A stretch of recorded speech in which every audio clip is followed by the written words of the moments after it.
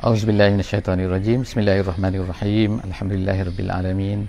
Wassalatu wassalamu ala asyrafil anbiya'i wal mursalin wa ala alihi wa sahbihi ajma'in. Alhamdulillah, bersyukur kita kepada Allah Subhanahu wa taala. Sekali lagi pada pagi ini kita dapat bersama-sama dalam sesi tafsir ringkas ataupun tadabbur ringkas setiap muka surat daripada Al-Quran. Alhamdulillah, pada pagi ini kita akan bersama-sama, insya-Allah kita telah tiba di muka surat 505, insya-Allah, iaitu 505. Kita masih lagi pada hari ini daripada dataran ataupun di pinggiran Masjid As-Solihin, Bandar Seri Begawan. So hari ini kita berada di tempat ni, tak nampak masjid kerana hari ini hujan. Jadi terpaksa berlindung di bawah tempat yang agak teduh di sini, tak terkena hujan, insya-Allah. Moga-moga kita akan mendapat sesuatu daripada pagi ini, daripada sesi kita. Moga-moga akan menjadi panduan kepada kita dalam kehidupan kita pada hari ini. Hari kita akan bersama-sama, insya-Allah, masih lagi dalam surah Al-Ahqaf, dan insya-Allah hari ini kita akan melihatlah perkataan Al-Ahqaf yang dijadikan sebagai nama kepada surah ini. Hari ini kita akan bersama-sama surah Ahqaf ayat 21 sehingga ayat yang ke-28, insya-Allah. Apakah penceritaan Allah Subhanahu wa taala pada hari ini dalam muka surat ini? Dalam muka surat 505 kita pada hari ini, kita akan melihat beberapa perkara yang saya boleh simpulkan, insya-Allah kita lihat sama-sama. Yang pertama sekali ialah Allah Taala akan menceritakan tentang kisah kaum Ad, iaitu kaum Nabi Hud alaihi salam, dan apa yang berlaku kepada mereka. Sebenarnya kisah ini banyak diceritakan di dalam surah-surah yang lain juga, tapi kita boleh lihat di dalam surah ini. Antaranya dalam surah-surah sebelum daripada ini kita telah lihat dalam surah Al-A'raf, dalam surah Hud, dan juga dalam surah Asy-Syu'ara. Dan kemudian insya-Allah akan ada lagi menceritakan tentang kisah kaum Ad ini ataupun kaum Nabi Hud ini di dalam surah Al-Haqqah, insya-Allah. Kemudian yang keduanya, Allah Subhanahu wa taala ceritakan di dalam muka surat ini kepada kita semua tentang pengajaran apa sepatutnya yang kita patut ambil daripada kisah pengajaran surah dan pengajaran kepada kaum Ad ini.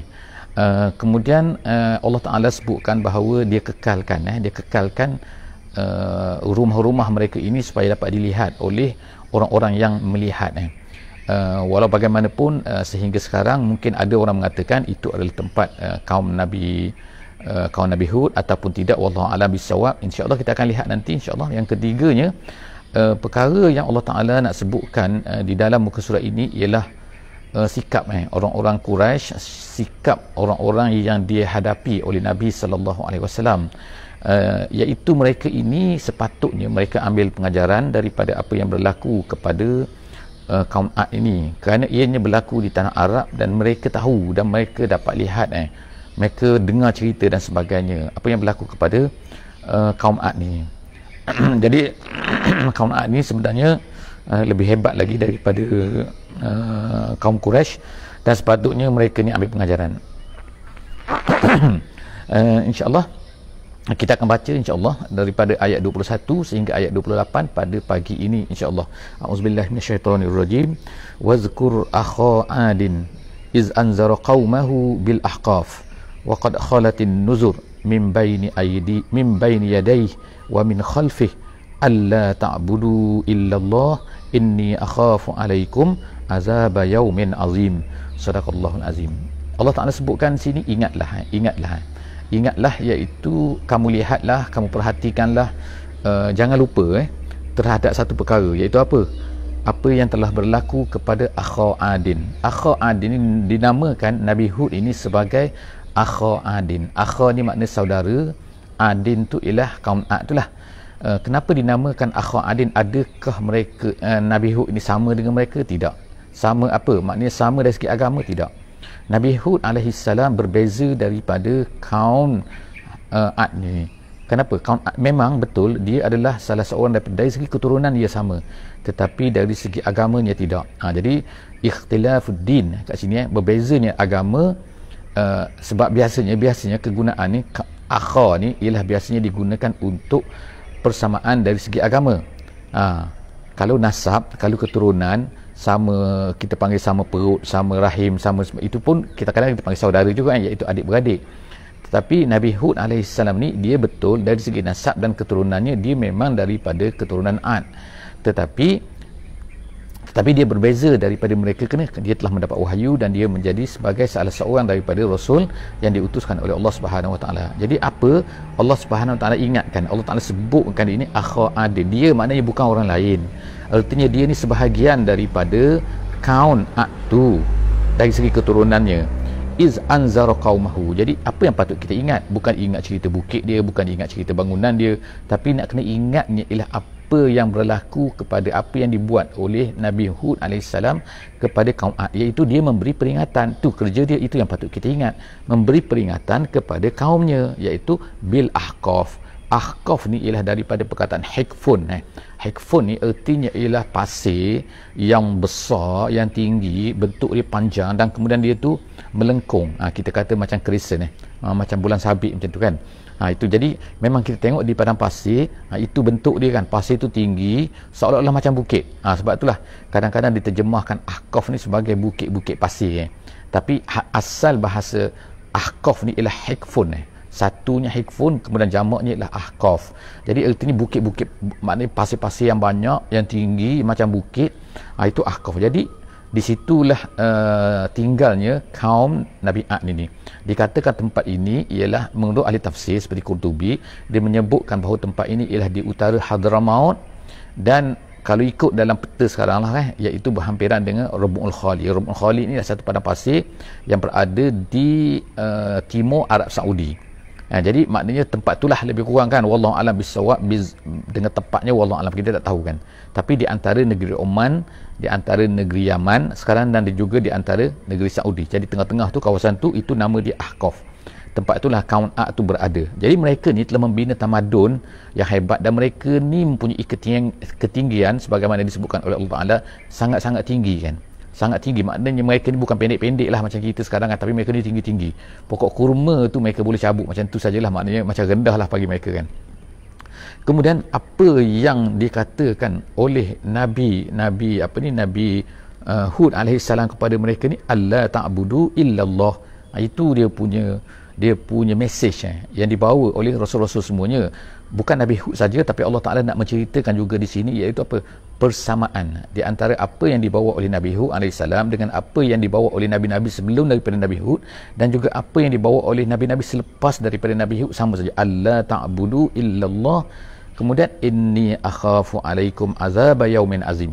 Kalau kamu tidak beriman, tidak menyembah Allah Ta'ala sahaja, nescaya akan berlakulah apa yang ditakuti oleh Nabi Hud itu, iaitu akhafu alaikum, aku takut kepada kamu ni azab yaumin azim, azab hari yang sangat besar, hari kiamat itu of course dan juga kemungkinan azab yang akan berlaku di atas dunia. Jadi sini Nabi Hud berkata kepada mereka sama seperti apa yang telah dikatakan oleh Rasul-Rasul terdahulu. Sebab itulah disebut situ waqad khalatin nuzur. An-nuzur tu ialah nazirun. Nazir tu yang memberi peringatan, orang yang memberi peringatan. Khalat ni maknanya ialah yang telah berlalu. Maksudnya sebelum daripada Nabi Hud ini telah ada Rasul-Rasul yang lain yang telah memberi peringatan yang sama. Waqad khalatin nuzur min baini yadayhi, di hadapan, wa min khalfihi, dan di belakang. Maksudnya ialah sebelum dan juga selepas. Kemudian itu habisnya cerita tentang Nabi Hud ini diutuskan kepada kaum Ad, dan kaum Ad itu berada di Ahqaf, iaitu kawasan yang berpadang pasir, yang mempunyai timbunan-timbunan pasir yang besar, yang tinggi dan sebagainya. Kemudian apakah yang dikatakan oleh kaum Ad ini kepada Nabi Hud alaihissalam? Kita akan tengok bahawa ianya mempunyai persamaan. Persamaan artinya ialah sama saja. Kata-kata yang dikatakan oleh kaum Ad kepada Nabi Hud alaihissalam sama dengan apa yang dikatakan oleh kaum Quraisy ni kepada Nabi SAW. Bayangkan di antara kaum Nabi Hud ini, iaitu kaum Ad ini, dengan Nabi kita Nabi Muhammad SAW sangat jauh kan. Boleh dikatakan 5,000 tahun, 6,000 tahun, 7,000 tahun, lebih kurang itulah kalau ikut sejarahnya lah. Jadi ikut sejarawan Islam dikatakan maknanya 6,000 tahun, 7,000 tahun. Tapi tengokkan kata-kata mereka, anggapan mereka, cara pemikiran dia, manusia ni tak berubah. bila mereka ni tolak agama, mereka tolak Islam, itulah yang mereka akan katakan, iaitu apa? Katakan qalu ajitana litakfikana an alihatina. Itu kata-kata dia. Kamu datang ni Nuh, minta maaf Hud, kamu datang ni Hud nak palingkan kami. Litakfikana tu maksudnya litakfikana tu maknanya kau nak palingkan kami. Litusrifana, kamu nak palingkan kami, kamu nak ubah ajaran kami, apa yang kami dah pegang ni, an alihatina, daripada Tuhan kami nak sembah Tuhan ni. Jadi kamu jangan sibuk-sibuk nak palingkan, nak ubah pemikiran kami. Jadi tengok kan, walaupun apa yang mereka pegang tu sesat, tapi mereka nak juga pegang yang tu. Dan kalau ada orang nak ubah yang sesat tu, mereka tak nak. Mereka anggap, mereka tuduh macam-macam lagi. Jadi fa'tina bima ta'iduna, itulah permintaan biasa manusia, iaitu manusia ni akan minta kepada Tuhan, minta kepada Allah, minta kepada Nabi ni. Apa dia kata, bawalah apa yang kamu katakan tu, apa yang kamu janjikan tu, bawa. Fa'tina bima ta'iduna, apa yang kamu janjikan tu, in kunta minas sadiqin, kalau kamu ni betul sangat, kalau kamu ni benar sangat, yang kamu ni duk dakwa sini, kalau kamu betul, bawa. Mana dia? Itulah persoalan yang biasa yang dikatakan oleh kaum-kaum ni yang menentang nabi-nabi dan rasul-rasul. Qala, apa jawab Nabi Nuh? Apa jawab Nabi Hud alaihi salam? Apa jawab Nabi Hud alaihi salam kepada mereka ni?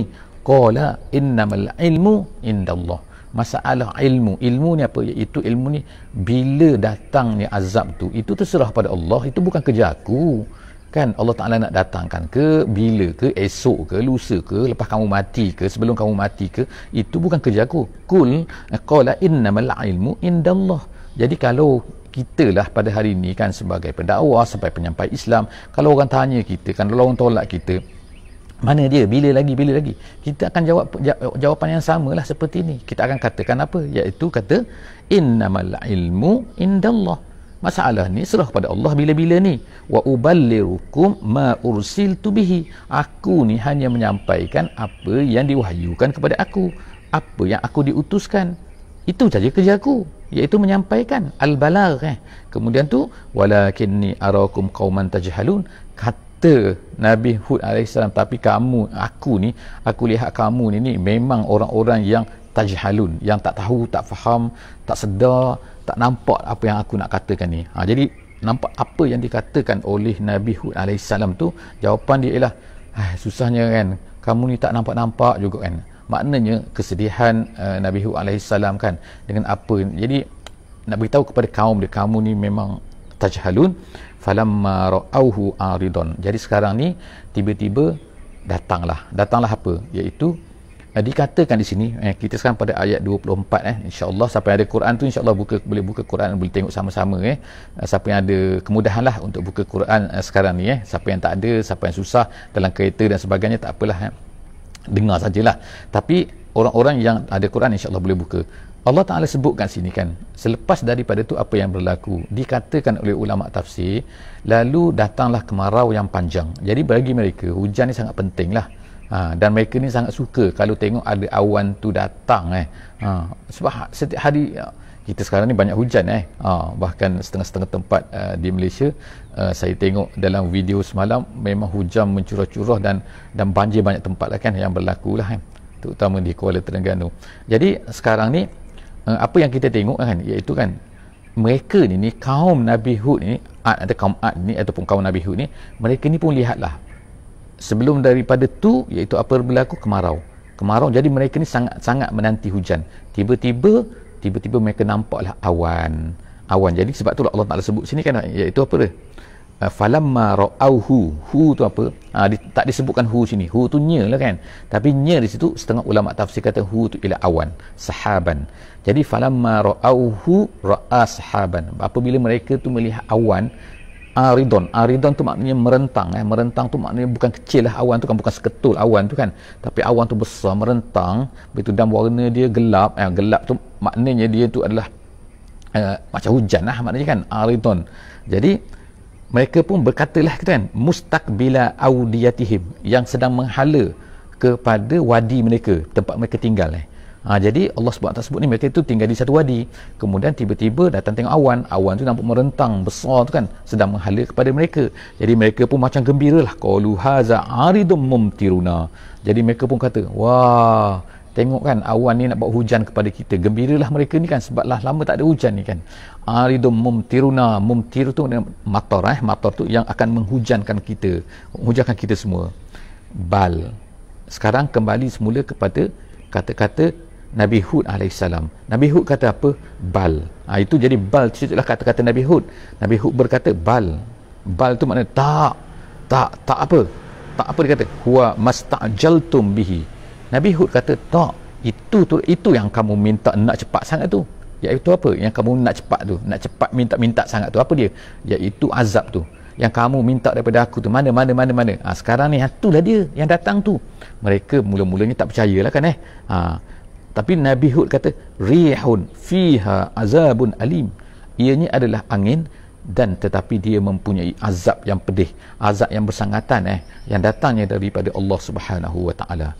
Jadi di sini kita tengok kan bahawa kadang-kadang kita tengok awan, kadang-kadang kita tengok awan, bila kita panas sangat kan, kita tengok awan kita suka, kita gembira kan, tapi jaga-jaga kan. Sebab itulah Nabi SAW selalu berdoa kan, apabila tengok awan, apabila tengok hujan nak datang, dia akan kata kan, Allahumma hawalaina, bukannya alaina kan. Alaina tu maksudnya janganlah di awan itu ataupun hujan itu memberi azab dan kepayahan kepada kita semua kan. Sebab takut kan, sebab apa yang telah berlaku yang diceritakan oleh Allah Subhanahu Wa Taala berkenaan dengan kaum Ad ini, iaitu bila tengok awan mereka gembira. Jangan gembira sangat, kemungkinan ianya adalah azab untuk kita. Jadi seterusnya Allah Ta'ala sebut sini kata tudammiru. Jadi akhirnya datang awan tu rupanya apa? Mengandungi perkara yang sangat dahsyat, iaitu azab kepada mereka. Tudammiru kulla syai'in. Awan itu apabila dia datang, dia menghancurkan semua benda. Kita nak katakan kalau pada masa hari inilah kan, bom nuklear ke, bom atom ke, itu seolah-olahnya bukannya yang kita nak sebut kaum Ad ni, tetapi kita bayangkan apabila kalaulah kata bom tu kan yang manusia ciptakan pada hari ini tu kan, bom tu bila jatuh maka dia akan meranakkan, menghancurkan semua benda kan, menghancurkan semua benda. Tapi yang dihancurkan oleh Allah Subhanahu Wa Taala sini ialah apa? Manusia-manusia yang engkar tu, manusia-manusia yang jahat tu, yang nak minta sangat kan, yang mengingkari Nabi Hud alaihi salam tu kan. Jadi Allah Subhanahu Wa Taala telah selamatkanlah Nabi Hud alaihi salam, tapi Allah Taala menghancurkan semua benda yang lain selain daripada tu, kecuali lah rumah-rumah mereka. Jadi Allah Ta'ala sebut sini tudammiru kulla syai'in bi amri rabbiha. Maknanya awan tu datang bukannya datang dengan pandai-pandai, awan tu datang, tak, dia datang dengan arahan daripada Allah. Tudammiru kulla syai'in bi amri, iaitu dengan arahan, dengan suruhan daripada Tuhannya, Tuhan awan tu. Maka fa asbahu, fa kat sini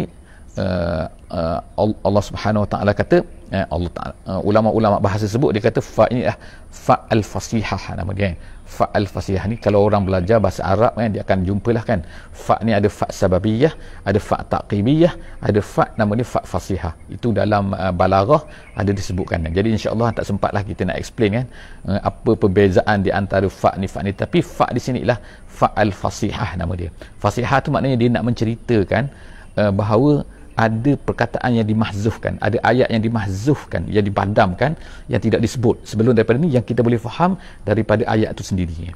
Jadi apakah dia? Jadi bila kita baca tafsir-tafsir yang panjang-panjang, insya-Allah dia akan explain dah benda ni. Fa ni kan, fa fasihah tu, fasihah maknanya dia bukan fasih makna dia, tapi maknanya dia nak ceritakan ada benda yang dia menceritakan satu benda. Fa fasihah makna fa yang menceritakan ada benda yang telah dibuang, yang tidak dibuang. Dari segi bahasa Arab memang macam tu ada benda yang dibuang, maka fa tu datang. Seterusnya Allah Subhanahu Wa Taala sebut kat sini apa dia? Kazalika najzi fa asbahu la yura illa masakinuhum. Maka tidak ada kelihatan lagi melainkan rumah-rumah mereka, tempat-tempat tinggal mereka. Jadi maknanya semua benda telah hancur. Semua benda dengan awan tu, maka dengan yang sangat dahsyat tu telah menghancurkan semua benda kecuali rumah-rumah mereka. Jadi kalaulah kita pada hari ini mungkin kalaulah manusia tu mengkaji, arkeologis mengkaji, mungkin akan jumpa. Ada dikatakan telah dijumpa, itu adalah tempat Nabi Hud AS, tapi dikatakan bahawa benda ni mesti wujud lagi. Sebab apa? Mesti wujud, sama ada dijumpai ataupun tidak dijumpai. Kenapa? Kerana Allah sebut la yura illa masakinuhum. Ada bacaan di sini, bacaan ulama-ulama baca setengah-setengah qiraat, dia baca la tara illa masakinahum, iaitu la tara illa masakinahum. Masakinah tu nombor atas, la tara kamu tidak dapat lihat melainkan masakinahum, rumah-rumah mereka saja yang tinggal. Kazalika najzil qaumal mujrimin, begitulah Allah Taala membalas kaum-kaum yang jahat, yang mujrim. Seterusnya, walaqad makkannahum fima immakkannakum fihi waja'alna lahum sab'an wa absaran wa afidah. Allah Taala sebutkan sini sekarang ni ialah nak minta daripada orang Quraisy ni kepada manusia-manusia lah, termasuk manusia yang hidup pada hari ini, supaya ambil pengajaran daripada apa yang berlaku kepada kaum-kaum yang lepas. Allah Ta'ala sebut ini, Allah Ta'ala telah memberi kehebatan kepada mereka, kekuasaan. Makan tu makna kekuasaan, kehebatan kepada fima immakkanna. In di situ ialah in nafi, tidak maksudnya, bukan in sesungguhnya, bukan.